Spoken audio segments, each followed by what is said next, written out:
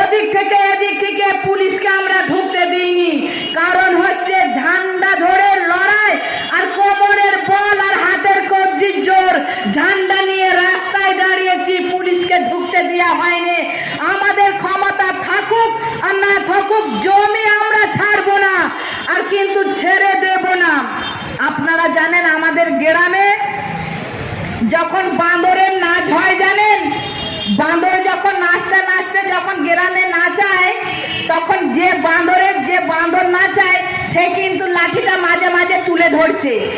কারণ হচ্ছে বাঁদরটা সারাদিন লাঠিটাকে দেখছে, আমি যদি না নাচি না আমাকে চবান করে দিয়ে দেবে। আর 2011 সালে আমাদের মুখ্যমন্ত্রী মনে করেছিল লক্ষ্মী ভান্ডার দেখিয়ে আমি গরিব মানুষকে চড়ান চড়ান দেবো, আর আমি এই লক্ষ্মী 500 টাকায় ভুলিয়ে রাখবো। আর খেটে খাওয়া মানুষ বুঝিয়ে দিয়েছে, লাঠি এইবার তারা ধরতে শুরু করে দিয়েছে। আপনি 500 টাকা 1000 টাকা দিয়ে আমাকে ভুলিয়ে রাখতে পারবে না। তাই ওই হনুমানটা বাঁদরটা লাঠিটা ধরে ফেলেছিল। আমাকে দেখিয়ে তুমি চাল নেবে, পয়সা নেবে, আর পেছনে আমাকে চড়াম চড়াম করে দেবে। সেইটাই আমাদের খেটে খাওয়া মানুষ বুঝিয়ে দিচ্ছে যে লাঠিটা এবার আমরা শক্ত করে ধরেছি, আর কিন্তু আমরা ভয়